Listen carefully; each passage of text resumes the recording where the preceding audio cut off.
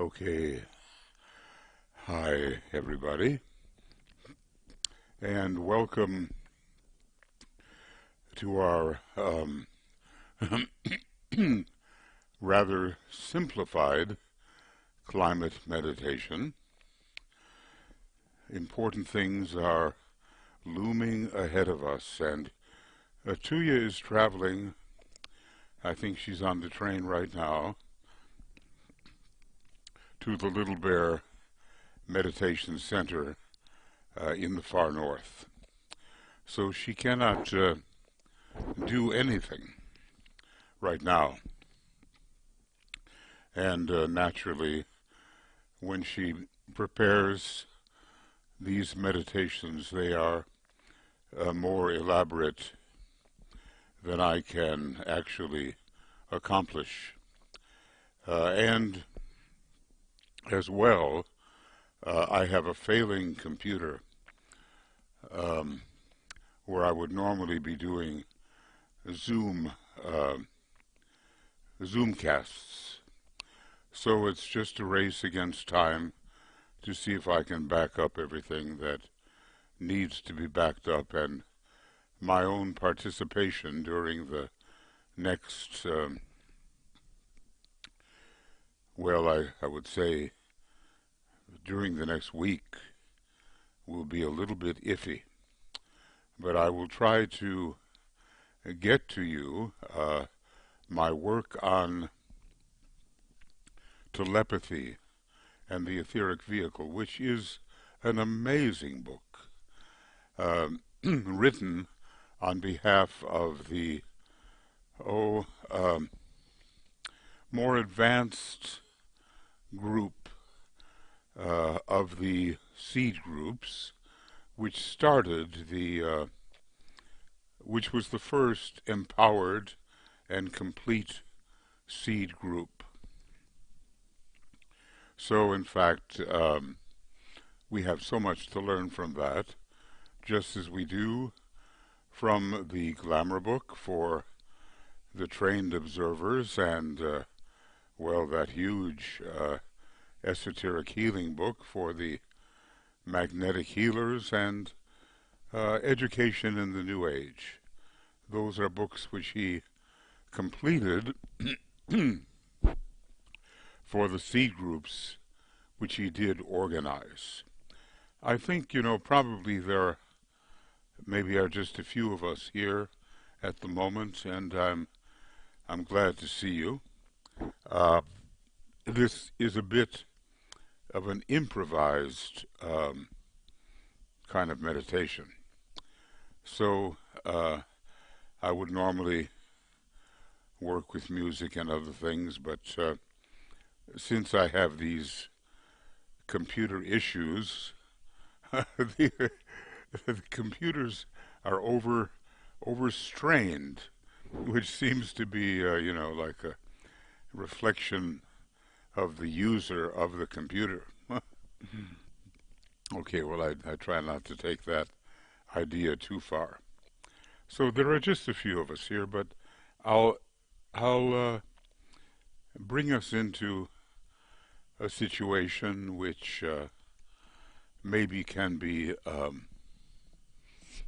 helpful, and people can listen to it later if they choose to do so. Well, we see from the illustration here that humanity has two ways to go. One sees it flourishing with blue skies and vegetation and greenery, and the other sees a parched and desolate landscape with ruination in our great cities and centers.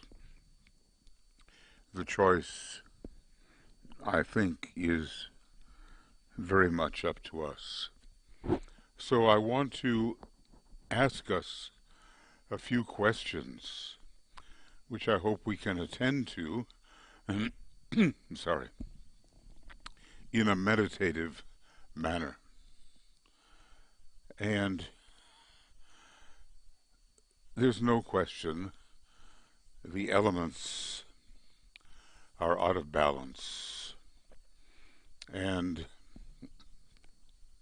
their lack of balance can, well, if left to run rampant, can destroy our planet, at least on the outer levels. And we might have to start many things over again. So let me ask you,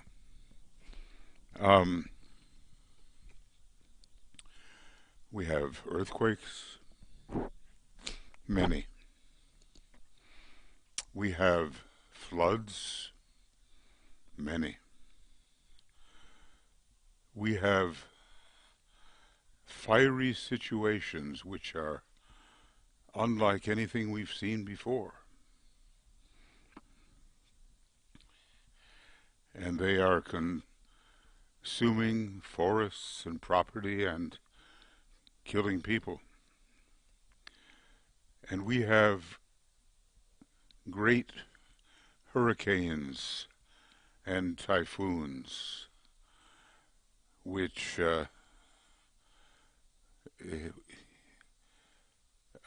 fall on land and whip up the sea and create, in general, great danger. So let me begin this meditation by asking us the connection between what we do and the earthquakes, which are sometimes hitting already badly desolated areas. What is it that we human beings, who should be controlling the elements, what is it that we are doing that is allowing the elemental nature to get out of control entirely? Well, maybe not quite entirely yet, but the threat is very much there. How, let's begin with Earth. How do we contribute to the perilous earthquake situation, which is now even more widespread and dangerous than heretofore? What is it that we are doing or not doing that is contributing to the shaking of the earth in such a way that property, people's lives,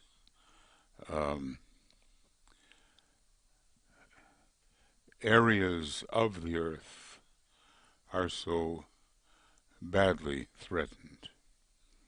So that will be our first meditative question. We meditate in silence. What are we doing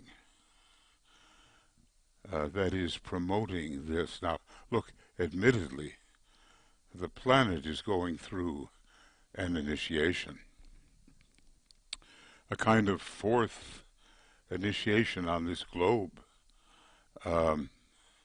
and a movement towards a second initiation as far as the entire planet is concerned. And earth changes are predicted, but there's no doubt that somehow, esoterically, um, man's nature is furthering the damage that otherwise might be done. So just pause now and ask yourself, what is the connection between you, or human beings in general, and the unstable earth?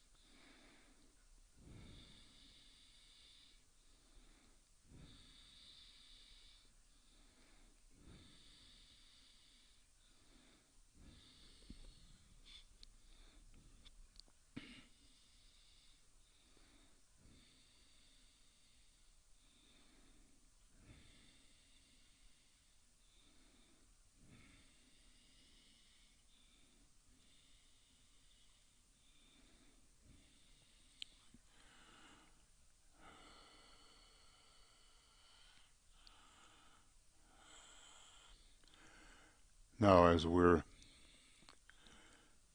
pondering about this, we have to realize that there is a connection between a certain part of the human personality and the earth. And that part is the etheric physical vehicle, considered not in terms of the cosmic ethers, on the cosmic etheric physical plane, which is pretty much where we are destined to function for a long time, but right down there where our physical body can be found, and the bioelectric field, which in a way controls or conditions the external part of man, that is the dense physical body, and the external part of the world in general. And the problem, as I see it, you may see it differently, is one of chaos and disorganization. We are dealing with what has been called, in terms of the veils of Maya, with the veil of impulsion. And we have a lot of disorganized etheric physical energy, which should be more subject to the seventh ray of order. But at the moment it is not. And these chaotic forces play upon the lower elements of Earth and create the possibility that they will escape from our control, from our understanding. the veil of impulsion, as it is called, and chaos being the result if that impulsiveness is not turned to a more regulated seventh ray order.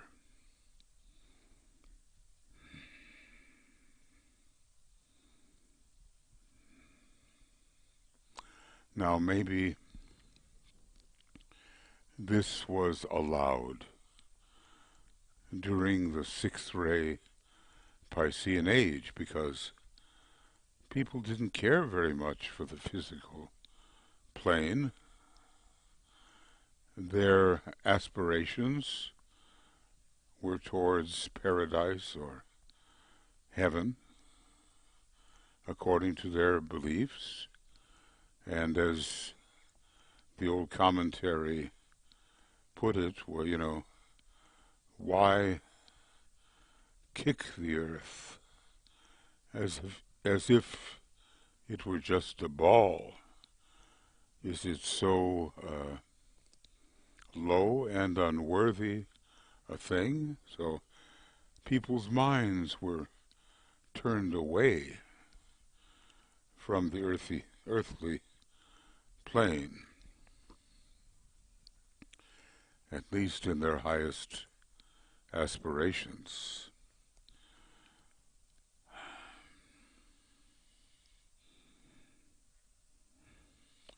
But the Aquarian age is coming, and the creative hierarchy, which is the lowest, is ruled by Aquarius, the constellation or sign of the coming age. And the moon, representing physicality, out of five non-sacred indicators, moon, Mars, Earth, Pluto, Sun, even, the moon is the one that represents dense Earth. So we're going to learn to give loving, attentive care to the etheric level and the outer plane, which is produced when chaos is reduced.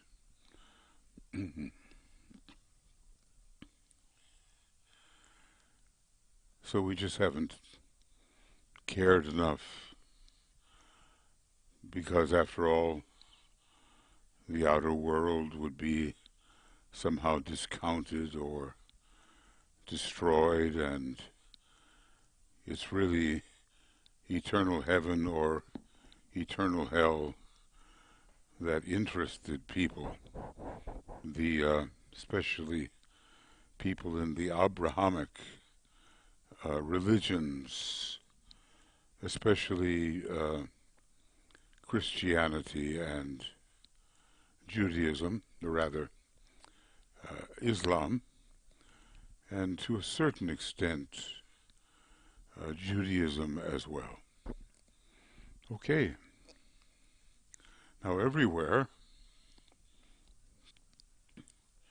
there are floods, heartbreaking in their effect,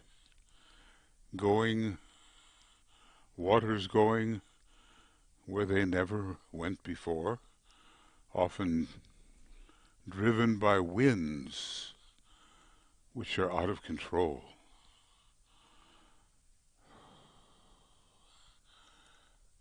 Now, when you have a kind of disruption, some of it may be due to destined planetary changes, no question. However, what is man? What is the humanity doing? Um, which is promoting the floods, or are we completely innocent in this flooding? Let's ponder on what our responsibility may be to the unusually intense flooding that is going on in so many places of the world. We'll ponder. I wish I could have a little music for you in the background, but just know that that's what we're doing.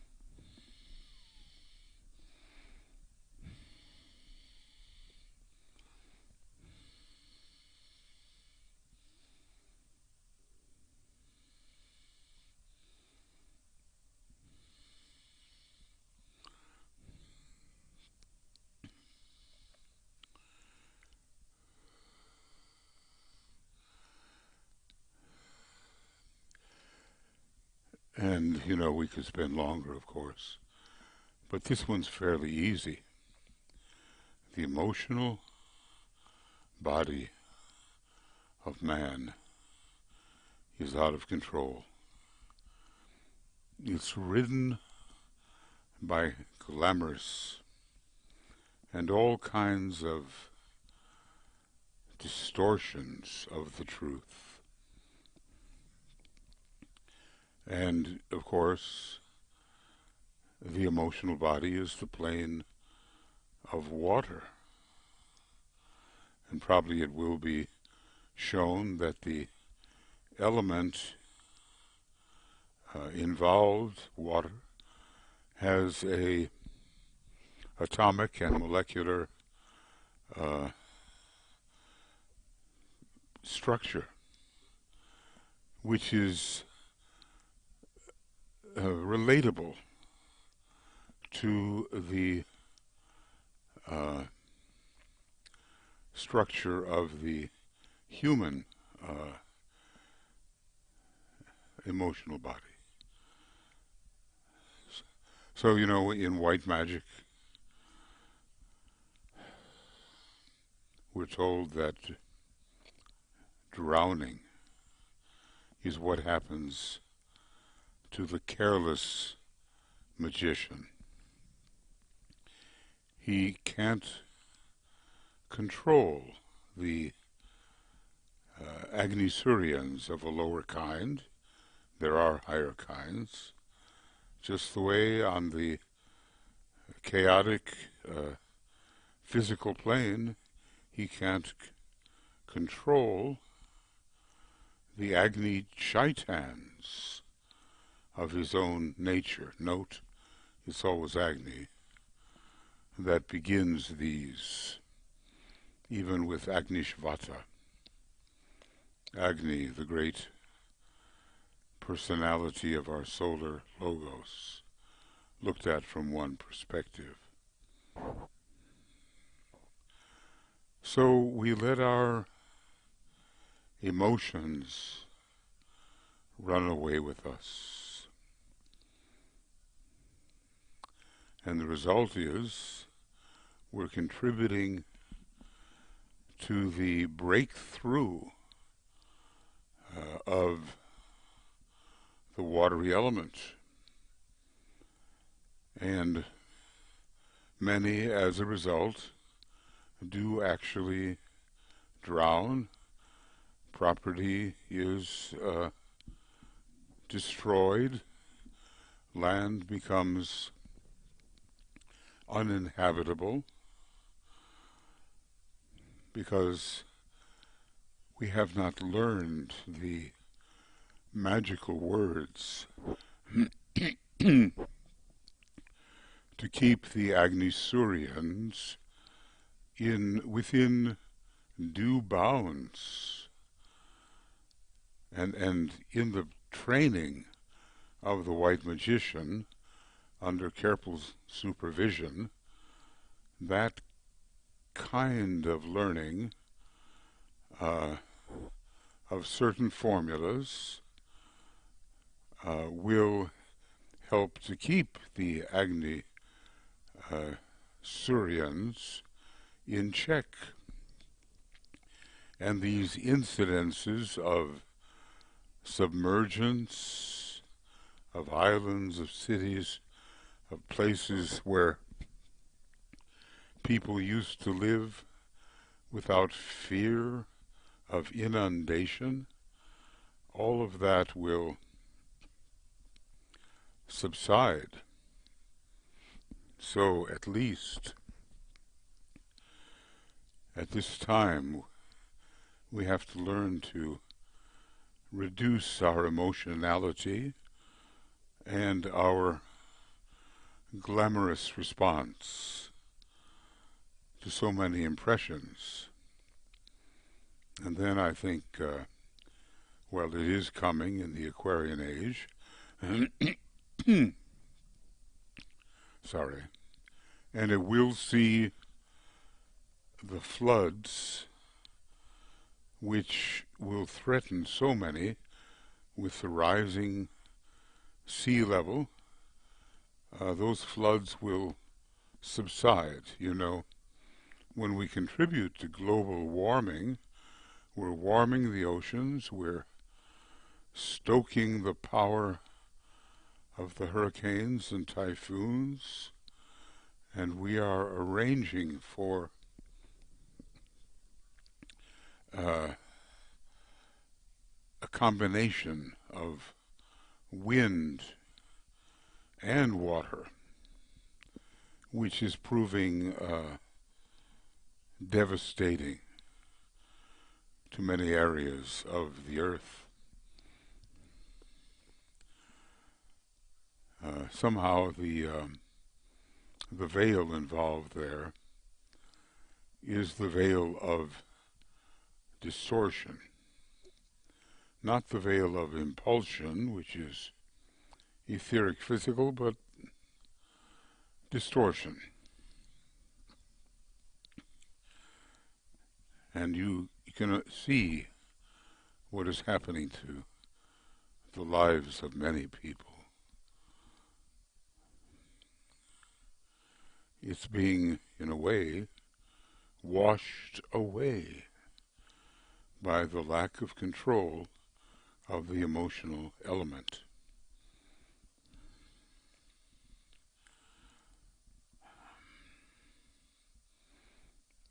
Then, of course, fires. Terrible, terrible fires, destroying,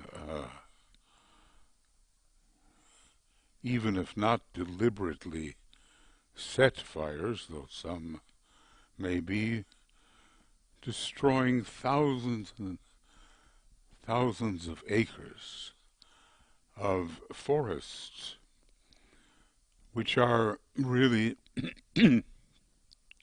those acres like the lungs of the planet. Without the Amazon rainforest, which are being attacked by those who are burning off areas so that cattle can be raised and profits in terms of money can be elevated. They are destroying the oxygenation of our planet. And it's not just happening there. Well, this type of fire, fire in a spiritual sense, well, it's all agni, but fire in this sense, whether in Australia or the United States or Greece or Turkey, any of these places, Russia, are natural resources in terms of our oxygenation, our vitality, are being consumed by rampant flames. Now, DK tells us that in the future, the firemen will control the flames through the power of sound. The special mantras will be given, and these individuals will be equipped to hold this consuming elemental release at bay. People who have worked with large fires attribute some kind of consciousness to them, almost as if they know how to leap. The flames know how to leap across highways and so forth to various other places. And the DK said, well, you can stop the effect of these flames until they have reached a certain level of intensity. What are we doing? What do you think? To aid and abet the loss of control of the fiery element. We'll pause to meditate.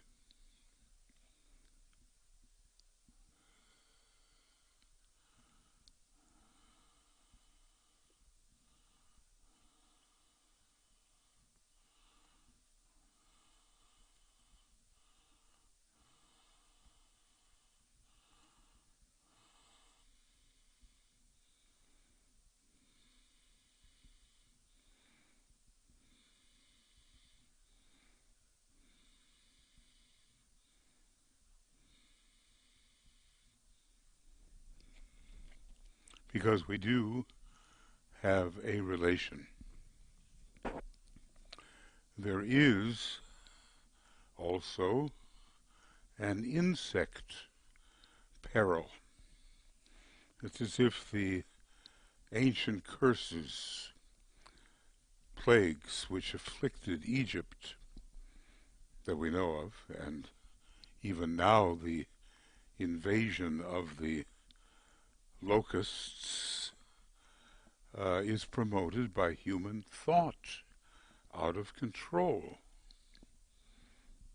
Rampant thought is feeding the flames and bringing the plagues of those that ravage the crops. Our minds are not used with deliberation and a holding of those minds in the light of the soul.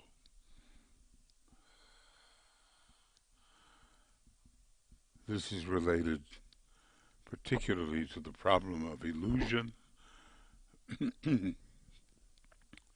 which is the problem of separateness, the great heresy of separateness is particularly the great illusion, and it's a separating force, separating one thing from another so they cannot work together for the welfare of the planet through the plan.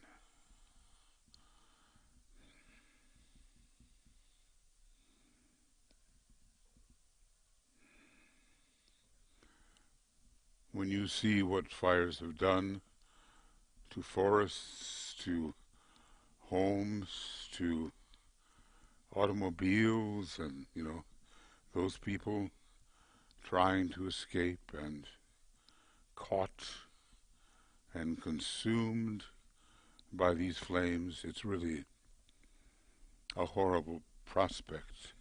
And it's because we refuse to think truthfully and with restraint and impressed by a spiritual objective. And we must have instead the mind as it is found in Christ. And then the insect peril, the destruction of the forests, of people, of property, all of that will subside.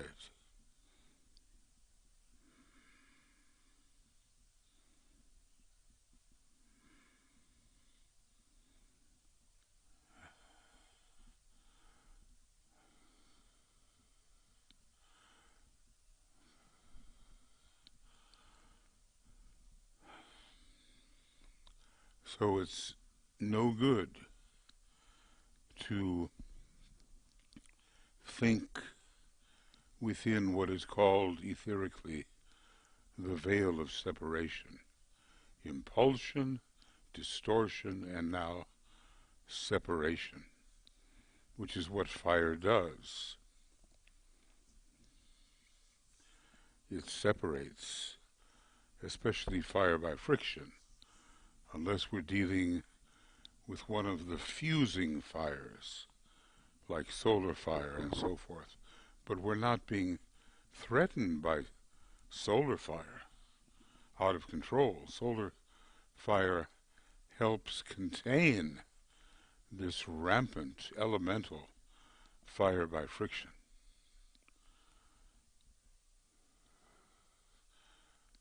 So do we basically use our thinking power in a loving, soul-impressed manner? Or do we just allow the destruction to continue?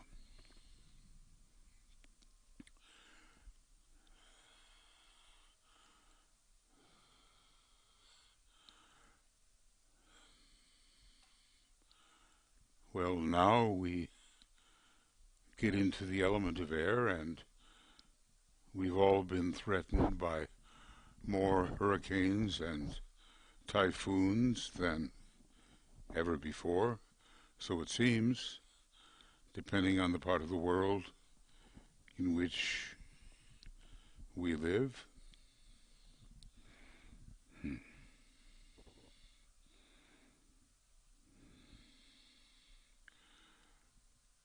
When air is out of control, it's going to whip up the flames. It's going to help water break its normal barriers. It's going to parch the earth, as we saw in that first image we were using. The wind blows and everything dries up. Yes, it's true, the air is God. Well, that's what we're told in the 6 or 7 formulas to be found in Discipleship in the New Age, volume 2. The air is God, and it should be a fusing type of element, but it's out of control, blowing so hard it cannot be stopped by normal methods. And what is it carrying? Often carrying particles of the earth, which make it unbreathable air. So there's the highest air linked with the difficulties of the lowest earth. All these elements are interactive.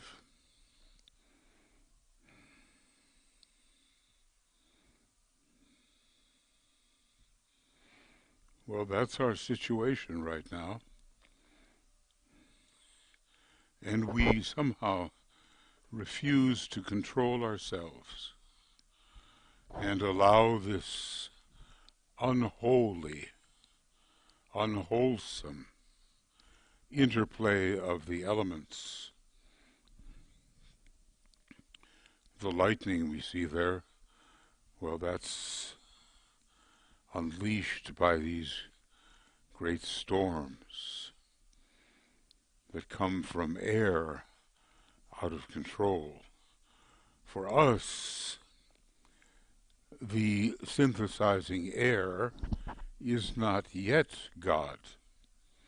If you look at the egoic lotus, earth circle, water circle, fire circle, and then that tier of petals called the synthesis petals, which are ruled by air and which open slowly as initiations are taken.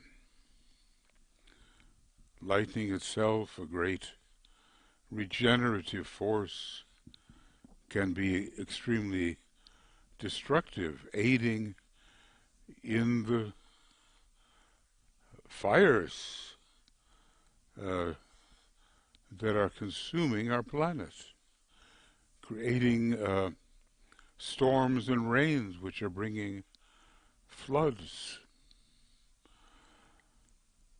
So even such a great first ray demonstration as lightning has its drawbacks. The basic thing, friends, is control and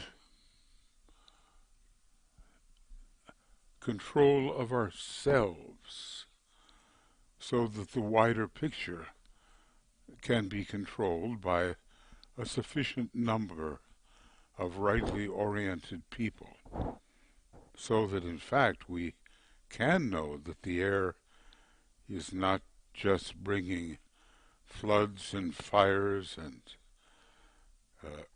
earth difficulties, but is God, in a sense, is the Buddhic plane, is the place where our monads from the second plane focus in their creative hierarchy, the Buddhic or plane of air. So let us say we are responsible to the elements for their maintenance and their proper control, so they are not allowed to destroy our life and the life of many creatures and kingdoms on the outer plane. The analogy is, what happens to the careless magician. There's plenty in white magic to suggest what may happen to the careless magician. Maybe you have read that book, wonderful book, and I've done a complete word-for-word commentary on that book which can be found on Makara and also on YouTube. So I would strongly recommend it, because, well, now he doesn't give the formulas of control, not yet.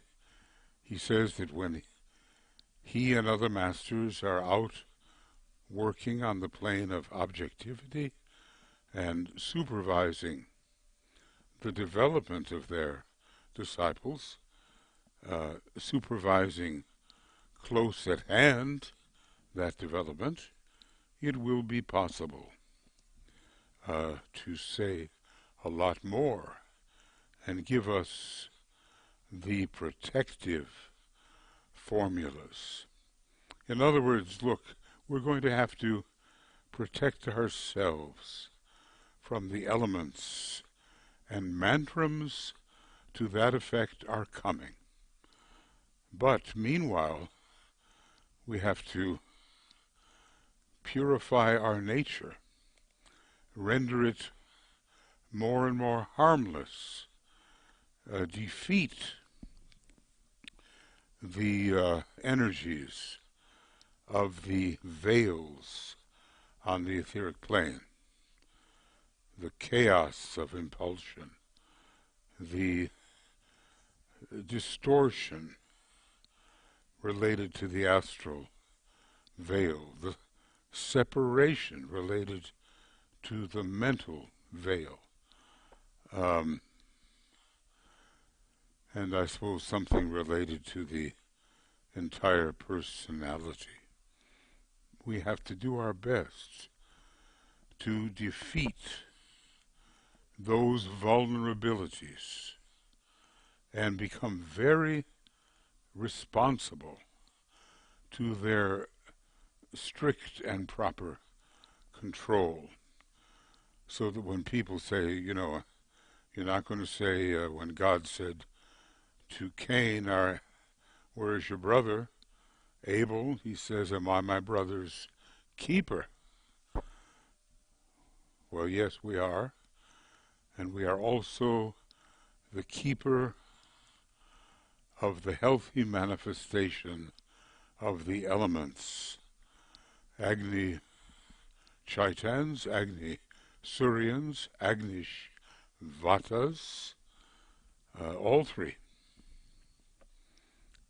It takes a while to go beyond the selfishness of egotism and say, oh, I have a big responsibility with my fellow servers to take care of this little and vulnerable planet.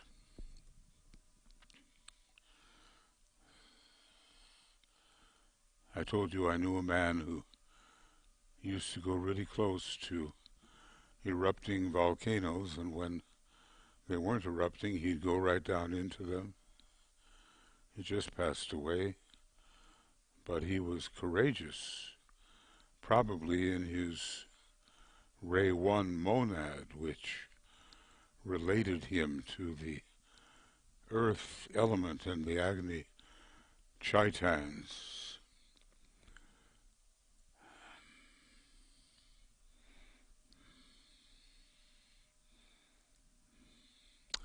Now, about all this, the conference coming up,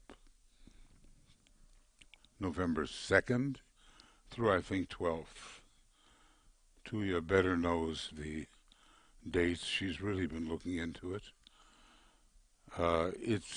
Looks like it's in the UK. Looks like the flags of many nations are there found. And it's a big chance for relatively blind humanity to somehow realize the danger.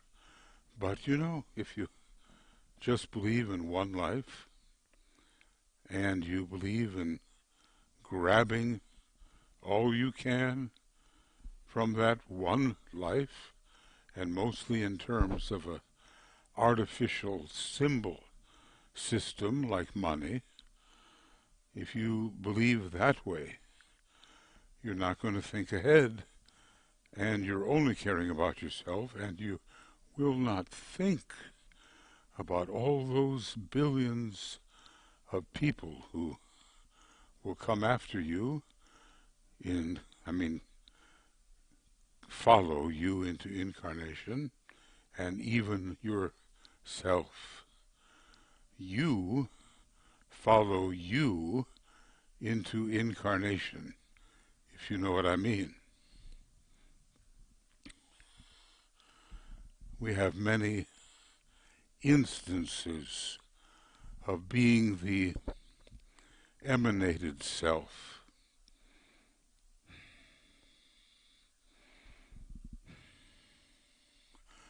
Maybe we remember our incarnations just a little, maybe we don't, but we do have the conviction that these incarnations have been, and we have dropped the body, yes, and still here we are.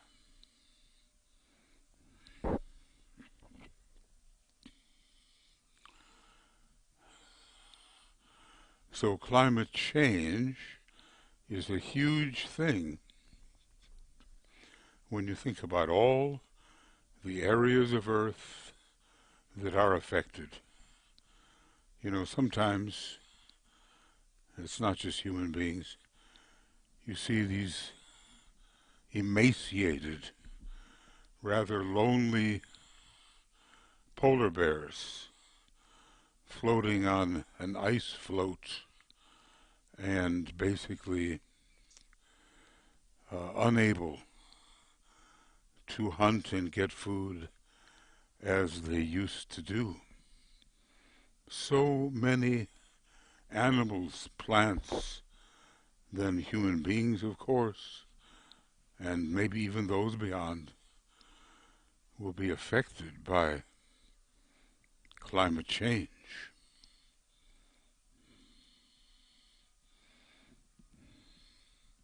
We know what to do.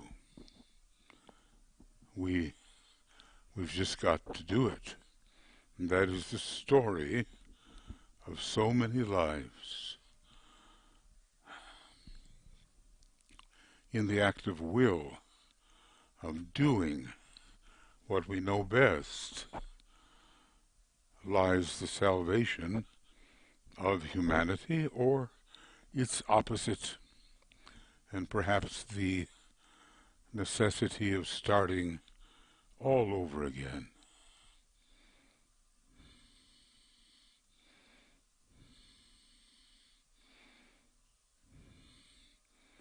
We know many things that would help, and wonderful people are coming together to remind us of what's really happening.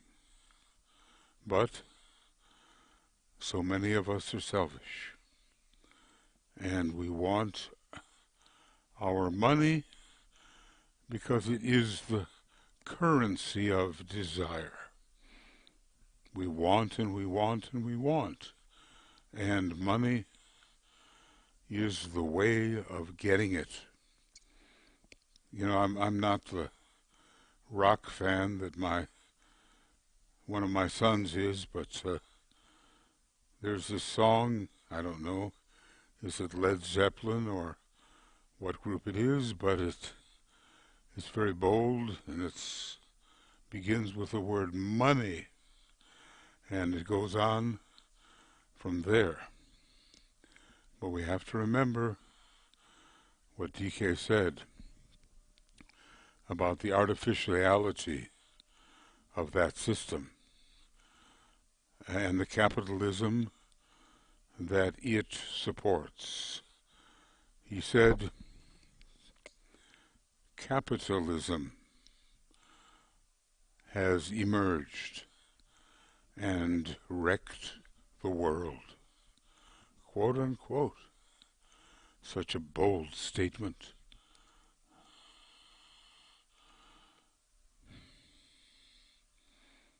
It's going to take all of us together.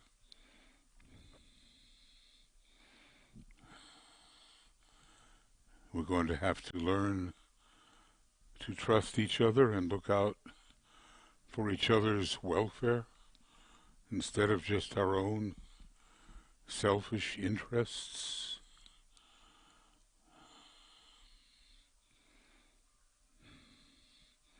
We can do that cooperatively, as Joe Biden said, if we only will do it. And when we call upon the great ray of love, the synthetic ray of our solar system and of our planet, there's a chance that even given all the contra indications, that we'll be able to make it happen. In the name of the Christ, who is our great preceptor, our great guide,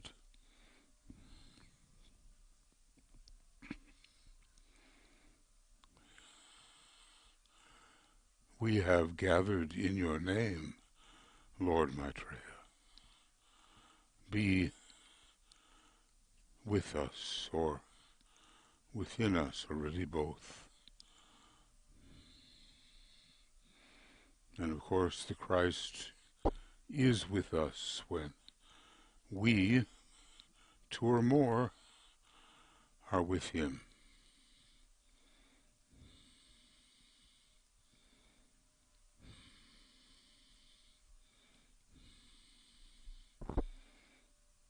People can do so much if they meditate properly.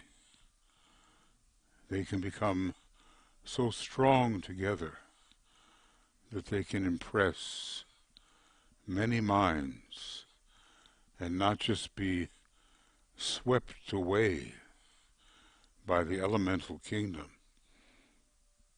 We have to free ourselves from the mother force, the Deva force, he tells us, and even before that, we have to free ourselves from the rampant responses of the elements.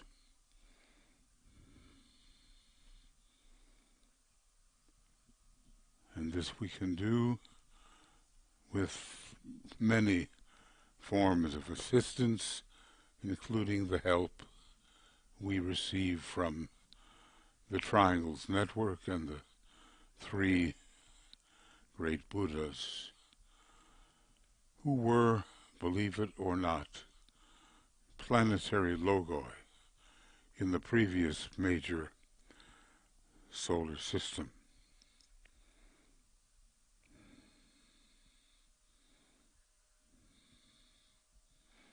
Now that's not just happening by happenstance. There's been long association of these three great entities with each other, and they are now assisting Sanat Kumara and our planetary logos.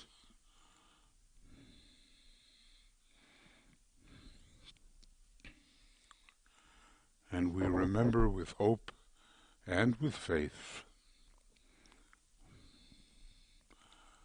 as we strive to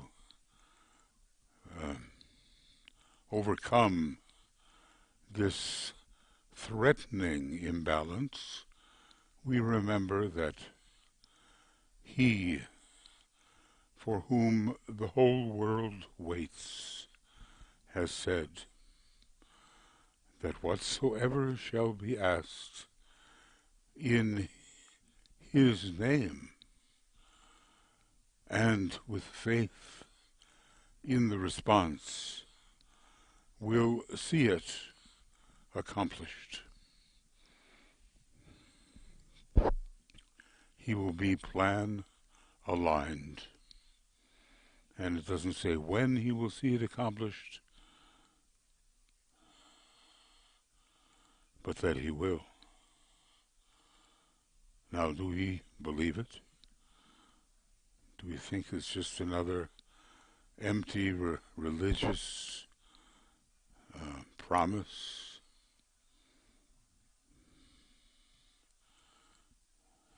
If we did, we would live with great expectation if we truly believe this statement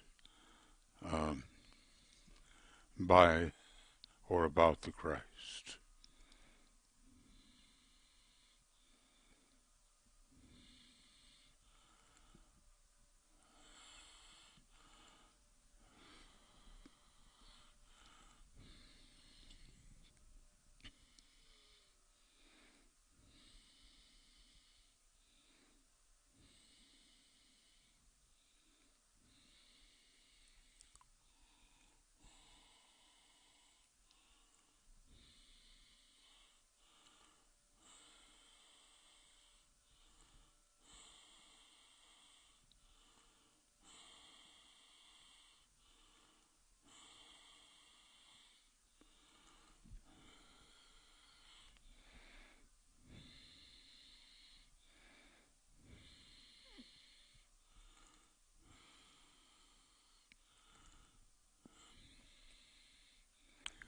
We are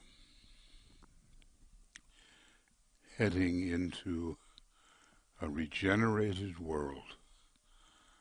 The way to get there is filled with conflict, because after all we are largely a fourth-rate kingdom.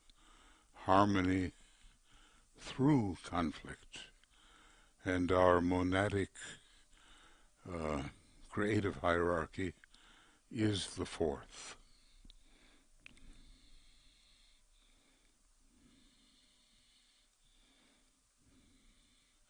So let's really support this United Nations Climate Change Conference as if the lives of all of us depended upon it, which, in terms of our incarnations, they do.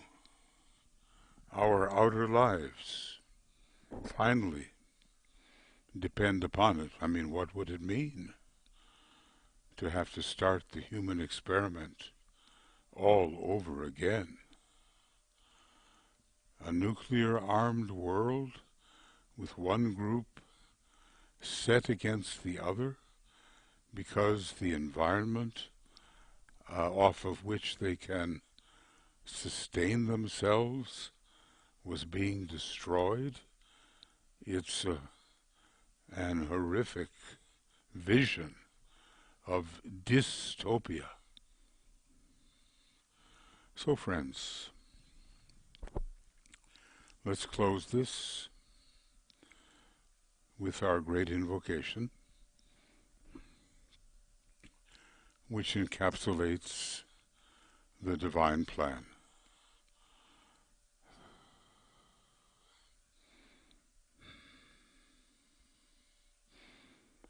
From the point of light within the mind of God, let light stream forth into the minds of men.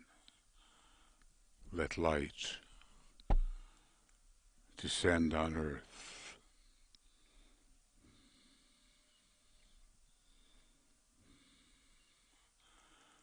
From the point of love within the heart of God, let love stream forth into the hearts of men. May Christ return to earth.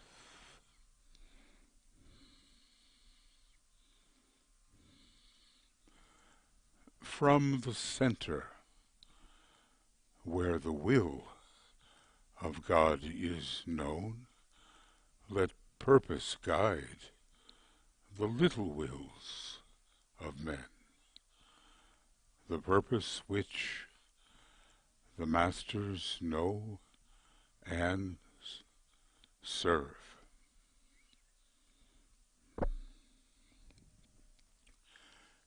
From the center, which we call the race of men, let the plan of love and light work out, and may it seal the door where evil dwells. Let light and love and power restore the plan on earth.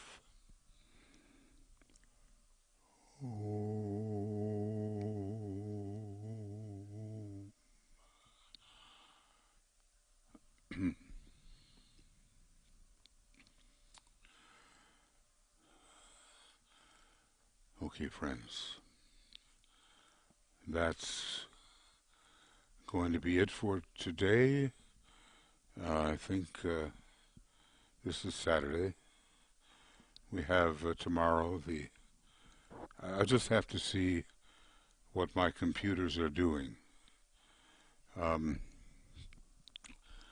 After a very intense time of a maintenance break, and just when the computer experts went away, the computer decides to give up the ghost. The timing is exquisite, but we'll see how that will work. Right now I'm trying to transfer my many files gathered from years and years to a safe location, hearing all kinds of weird sounds as I attempt the transfer. I'm no expert in this, but I am receiving, I think, some good advice. So, okay. We will continue. There'll be a lot of Zoomcasts coming from Tuya in the north, I do believe, and it will involve sacred pentagram and, if I can handle it, of course, my pre-full moon and Tuya's actual full moon exact moment service, but a lot of it will have to be for her on Zoom because of where she is situated right now. So I will